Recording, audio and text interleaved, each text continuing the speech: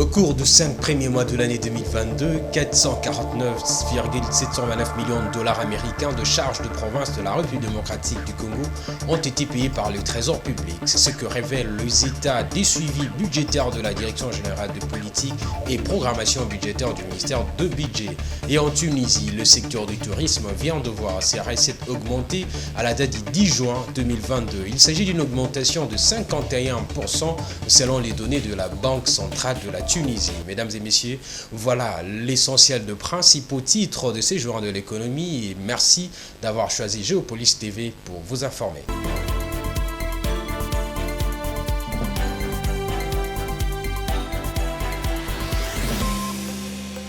Comme annoncé dans le sommaire de ce journal et selon les états de suivi budgétaire de la Direction générale de politique et programmation budgétaire, le Trésor public a payé les charges de province de la République démocratique du Congo à hauteur de 449,729 millions de dollars américains sur de prévisions linéaires estimées à 811,189 millions de dollars américains pendant les 5 premiers mois de cette année 2022, soit un taux d'exécution de 55%.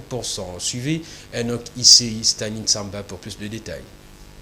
Kinshasa reste la province qui a reçu plus de subsides du gouvernement central avec 212 milliards 983 millions 115 575 francs congolais transférés par les trésors publics sur des prévisions linéaires estimées à 250 milliards 533 millions 100 926 francs congolais, soit un taux d'exécution de 85%. En revanche, les Bazuélé est la province qui a reçu le moins de subsides du gouvernement durant ces 5 premiers mois de l'année 2022, soit 11 milliards 356 millions 948 400 francs congolais transférés sur des prévisions linéaires de 35 milliards 327 millions 163 771 francs congolais, dégageant un taux d'exécution de 32%. Sur l'ensemble de l'année 2022, les trésors doivent dépenser jusqu'à 4 059 milliards 192 millions 600 585 francs congolais, soit 1,946 milliards de dollars américains pour les charges des 26 provinces de la RDC, en l'occurrence le fonctionnement et les rémunérations. Toutes les entités territoriales décentralisées, villes,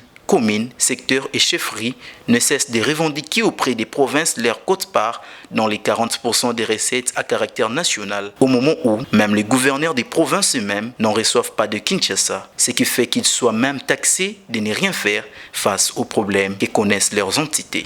Dans un autre chapitre, pour essayer de réduire le déficit communicationnel dans le cadre du programme de développement local des 145 territoires en République démocratique du Congo, le Bureau central de coordination BCECO, une des agences de développement retenues pour l'exécution de ces programmes, organise une séance d'information axée sur ces programmes. Il a commencé avec les ressortissants de la province du Kasaï central et ceux du Haut-Katanga. Le samedi 18 juin 2022 dernier à Kinshasa, le BCECO a échangé avec le gouverneur, le parlementaire, le professeur et le notable de la province de la Lomami pendant près de 4 heures. Le responsable numéro 1 de cette agence de développement, Jean-Mabi Moulumba, et ses invités ont débattu sur les priorités retenues pour le développement de ces coins du pays et ont convenu sur la nécessité de conjuguer tous les efforts pour la réussite du PDL 145 territoires. Gisèle Malamba et Stani Samba pour le reportage. Les séances d'information sur le programme de développement local des 145 territoires se poursuivent sans désemparer. La journée du samedi 18 juin 2022 était très bénéfique pour les ressortissants de la province de la Lomami qui avaient répondu très nombreux à l'invitation du directeur général de BCECO, Jean-Mabi Moulumba, qui, comme à l'accoutumée, s'est livré à l'exercice d'expliquer ce qui sera fait dans leur province dans le cadre de cet ambitieux programme. Véritable cadre d'échange. Un jeu de questions-réponses s'est vite installé entre Jean-Mabi et ses hôtes qui ont montré un intérêt particulier quant à ce. Le numéro 1 de BCECO parle des résultats attendus dans cette entité. Le PDL dans la province de Lomami, justement, va, comme je l'ai dit, aura pour mission justement de construire des infrastructures socio-économiques, notamment les écoles, les centres de santé, les bâtiments administratifs ainsi que le logement des autorités locales pour justement rétablir l'autorité de l'État, mais également les forages pour pouvoir fournir de l'eau potable aux populations, les centrales solaires pour pouvoir électrifier certaines agglomérations, mais également nous avons une dimension importante sur l'agriculture. Aujourd'hui, le PDL a pour vocation d'améliorer les revenus des agriculteurs, où l'idée c'est de les structurer, où ils peuvent se mettre sous forme d'ONG ou de coopératives pour pouvoir labourer beaucoup plus d'hectares et améliorer leur production et avoir plus de revenus.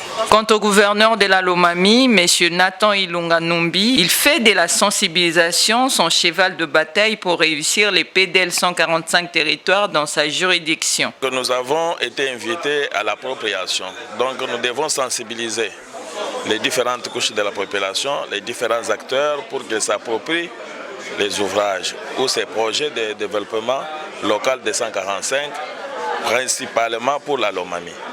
De l'avis du professeur Kalele, il faut vite commencer les travaux pour soulager la misère de la population. Ne pas réussir dans 6 mois, mais il faut commencer. Que les gens voient que les jalons sont jetés quelque part, ils vont vous croire. Comme malheureusement dans le passé, il y a eu des annonces qui n'ont pas concrétisé, il faut défier cette non-concrétisation par des actes concrets. C'est ça qu'on demande maintenant au projet 145 territoires, qu'on commence quelque part. On verra où ça va s'arrêter, mais il n'est pas dit qu'il appartient au gouvernement actuel de tout terminer. Il fait sa partition, ceux qui vont venir après vont continuer. La journée d'information sur le PDL 145 territoires aura trouvé un écho favorable chez les ressortissants de la Lomami, chose qui réjouit le directeur général de BESECO ainsi que toute son équipe. La République démocratique du Congo et la République de la Zambie ont signé une série de protocoles d'accords dans le domaine de l'énergie. Ces accords dont la partie congolaise a été représentée par le ministre des Ressources hydrauliques et électricité, Olivier Mwanzi Mukaleng, envisagent le renforcement de l'intégration régionale entre les deux pays. Suivez Edan Funda pour plus de détails.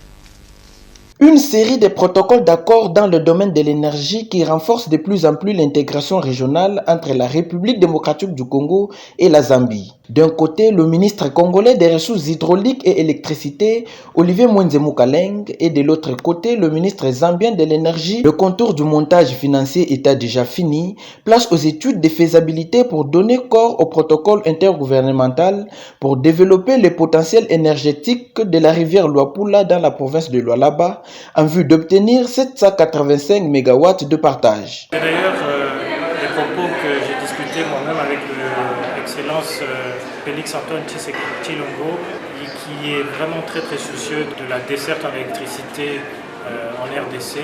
Et donc c'est sa vision que nous venons matérialiser ici.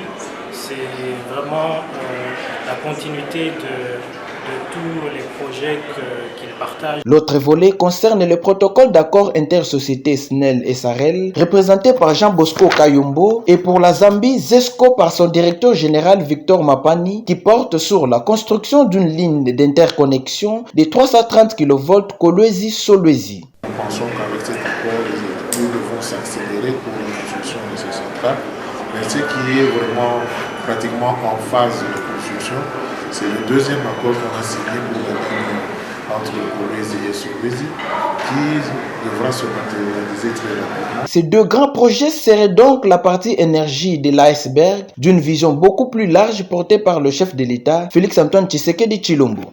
Et puis, sommet de l'agriculture et de l'industrie agroalimentaire de l'Association internationale d'investissement en Afrique tenue en Turquie. La République démocratique du Congo a été représentée par le ministre national de l'Agriculture, Désiré Biré-Randé, et les gouverneurs de la province du Haut-Katanga, accompagnés de membres de son gouvernement. Les officiels congolais ont présenté les opportunités qu'offre le pays dans le secteur agricole. Fiston Oliko pour plus de détails. Après le lancement de ces assises, les travaux se sont poursuivis en panel. C'est selon différentes thématiques autour de l'agriculture et de l'industrie agroalimentaire que les panels se sont ouverts avec pour objectif de démontrer la vitalité de ce secteur, son état de lieu, les stratégies et perspectives ainsi que les cas d'expérience dans le continent africain. Aussi, il faudra aboutir à des modalités pratiques pour des résolutions communes. La relance stratégique et la modernisation du secteur agricole étaient aussi un point saillant. Le ministre national de l'Agriculture, Désiré Nzinga Birianze, a prêché les potentialités agricoles de la RDC tout en encourageant la province du Haut-Katanga pour ses efforts dans ce domaine. Nous avons non seulement les potentialités pour nourrir l'Afrique, nous le ferons aussi pour le monde, surtout en cette période où la crise de la Covid-19 a secoué le monde et qu'ensuite il y a cette guerre de l'Ukraine. Et donc nous devons prévenir. Le Haut-Katanga passe pour la meilleure province aujourd'hui qui a suivi le mot d'ordre de la revanche du sol sur les sous-sols, parce que le Katanga a été le bastion de minerais depuis toutes ces années que nous existons comme un pays indépendant. Et aujourd'hui, le gouverneur a compris, il a rappelé tous les Congolais, les Katangais et Katangaises à revenir au sol, à la terre, pour l'agriculture. Et donc, sa présence est importante ici.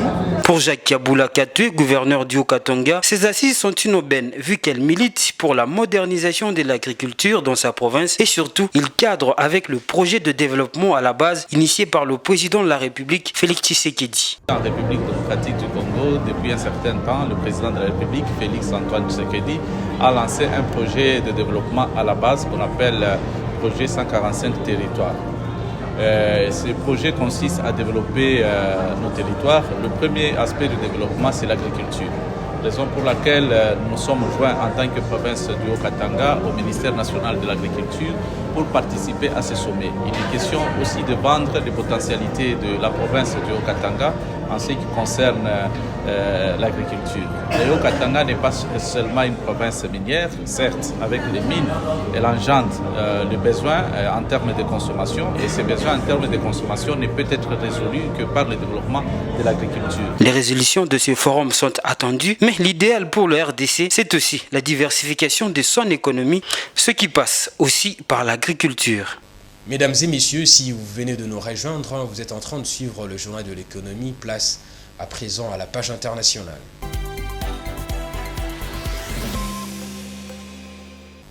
Après un recul de 55% sur les 4 premiers mois de l'année 2021, les recettes touristiques de la Tunisie ont augmenté de 51% à la date du 10 juin 2022, selon les données de la Banque centrale. Les gouvernements cherchent à réaliser 50 à 60% de résultats enregistrés avant la pandémie de Covid-19 qui avait entraîné une baisse de revenus du secteur de plus de 65%. Suivez nos confrères d'Africa 24.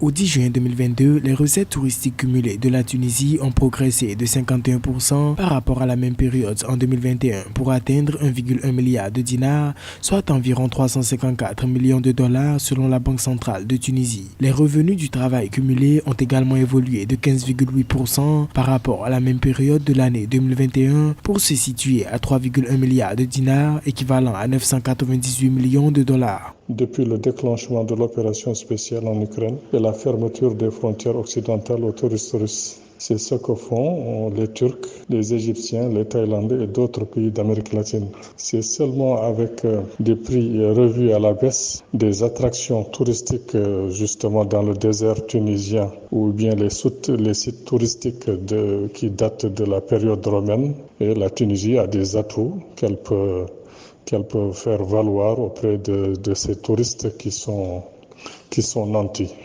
En dépit de cette progression, les experts estiment que ces recettes permettent à peine de financer les services de la dette extérieure cumulée qui sont passés de 3,4 milliards de dinars en juin 2021 à 3,7 milliards de dinars actuellement, en hausse de 7,8%. Le secteur touristique qui est vital pour l'économie tunisienne subit de plein fouet la pandémie de la Covid-19. Pour que la Tunisie retrouve ses marques et puisse redémarrer son économie, il faudra que la Tunisie fasse des offres plus attractive et diversifiée, une politique touristique plus agressive pour attirer surtout les touristes russes qui cherchent des points de chute. Rappelons qu'en 2019, les recettes du secteur s'étaient élevées à 5,5 milliards de dinars, soit une hausse de 35,7%, et les entrées touristiques en Tunisie évaluées à plus de 9 millions de touristes. Rendons-nous en Chine, où le volume de fret routier a baissé de 4,9%. C'est ce que renseignent les données du ministère chinois de Transport qui indique tout de même que 14,37 milliards de tonnes de fret ont été transportées au cours de cette période. Fiston Leko, Stanis Samba pour plus de détails. Le volume des fret routiers de la Chine a diminué de 4,6% en glissement annuel au cours des 5 premiers mois de l'année, a-t-on appris des données publiées par le ministère des Transports. Environ 14,34 milliards de tonnes de fret ont été transportées sur les routes au cours de cette période, selon le ministère. Pour le seul mois de mai, le volume de fret routier en Chine a atteint 3,26 milliards de tonnes selon le ministère toujours. La province de Jilin, au nord-est de la Chine, a connu une diminution importante de 34% durant cette période. Cependant, la province chinoise du Qinghai, au nord-ouest de la Chine, a enregistré une augmentation des volumes de fret routier de 23,4% sur un an selon les données. Pour rappel, le volume de fret routier de la Chine avait augmenté de 4% en glissement annuel au cours des 2 premiers mois de l'année. Plus de 5,1 milliards de tonnes de fret routier ont été transportées au cours de la période janvier-février. Rien qu'en février, le volume de fret routier dans l'Empire du Milieu a atteint environ 2,9 milliards de tonnes. Une brève dans ces journaux de l'économie, le monde des affaires s'est retrouvé à Doha au Qatar pour le rendez-vous de Qatar Economic Forum qui s'est tenu du 20 au 22 juin 2022. Ces nouveaux rendez-vous annuels incontournables de grands dirigeants du monde est un espace de négociation des décideurs, de chefs d'entreprise et de représentants du monde entier. Cet événement, qui est à sa 10e édition, est piloté par la chaîne américaine Bloomberg. Cette année, le Qatar Economic Forum a connu un grand engouement de dirigeants mondiaux qui sont allés discuter sur des questions énergétiques, notamment le gaz naturel en pleine crise ukrainienne. Voilà, c'est par cette brève que nous allons nous séparer, mais avant de mettre fin à ce journal, place au rappel de titre. Au cours des 5 premiers mois de l'année 2022, 449,729 millions de dollars américains de charges de province de la République démocratique du Congo ont été payés par le Trésor public. C'est ce que révèlent les états de suivi budgétaire de la Direction générale de politique et programmation budgétaire du ministère de Budget. Et en Tunisie, le secteur du tourisme vient de voir ses recettes augmenter à la date du 10 juin 2022. Il s'agit d'une augmentation de 51% selon les données de la Banque centrale de la Tunisie. Mesdames et messieurs, voilà, ce journal est arrivé à la fin. Merci d'avoir suivi et resté branché sur le programme de Géopolis TV. L'information continue sur www.geopolismagazine.net.